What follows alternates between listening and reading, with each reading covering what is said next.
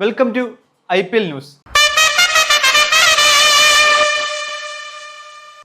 IPL-ലെ play ഓഫിൽ കയറുന്ന അവസാന ടീം ഏത് എന്നറിയാനുള്ള മത്സരമായിരുന്നു ഇന്നലെ നടന്ന ഡൽഹി മുംബൈ മത്സരം. ടോസ് നേടിയ ഡൽഹി ബോളിംഗ് തിരഞ്ഞെടുത്തു.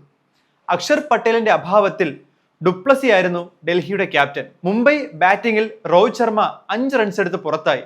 എന്നാൽ ഓപ്പണറായ റിക്കിൾട്ടൺ മറുഭാഗത്ത് മികച്ച ഷോട്ടുകളിലൂടെ മുംബൈ ഇന്നിംഗ്സിന് തിരികൊളുത്തി.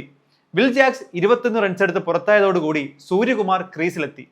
എന്നും നിർണായക മാച്ചുകളിൽ മുംബൈക്ക് തുണയാകാറുള്ള സൂര്യകുമാർ ഇന്നലെയും അത് ആവർത്തിച്ചു. റിക്കിൾട്ടന്റെ വിക്കറ്റ് എടുത്തതോടുകൂടി കുൽദീപ് യാദവ് IPL-ലെ 100ാം വിക്കറ്റ് തികച്ചു.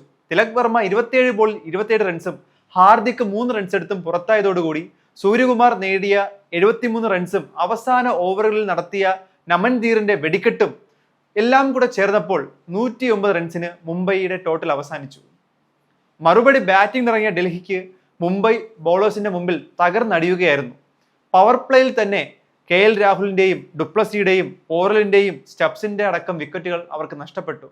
ബോൾട്ടും ബുംറയും ഒപ്പം സ്പിന്നറായ സാറ്റ്നറും കൂടെ ഫോം ആയതോടുകൂടി 121-ന് ഡൽഹി ഓൾ ഔട്ട് ആവുകയായിരുന്നു. 59 റൺസിന്റെ ആധികാരിക വിജയം നേടി പ്ലേ ഓഫിൽ കയറുന്ന 4ാമത്തെ ടീമായി മുംബൈ മാറി. തകർച്ചയിൽ നിന്നും തിരിച്ചെത്തിയ മുംബൈ ബാക്കി 3 ടീമുകൾക്കും ഗുജറാത്ത് ആണെങ്കിലും ബാംഗ്ലൂർ ആണെങ്കിലും പഞ്ചാബിനാണെങ്കിലും ഭീഷണി തന്നെയാണ്. ഇന്ന് IPL-ൽ ഗുജറാത്തും ലക്നൗ സൂപ്പർ ജയൻസും തമ്മിലുള്ള മത്സരമാണ്. ഈ സീസണിലെ അവസാന മാച്ച് ഒരു വിജയത്തോടു കൂടി അവസാനിപ്പിക്കാനായിരിക്കും ലക്നൗ ശ്രമിക്കുക. ഇന്നത്തെ മത്സരത്തിൽ ആര് ജയിക്കും എന്നാണ് നിങ്ങളുടെ പ്രഡിക്ഷൻ? അത് കമന്റിലൂടെ അറിയിക്കും.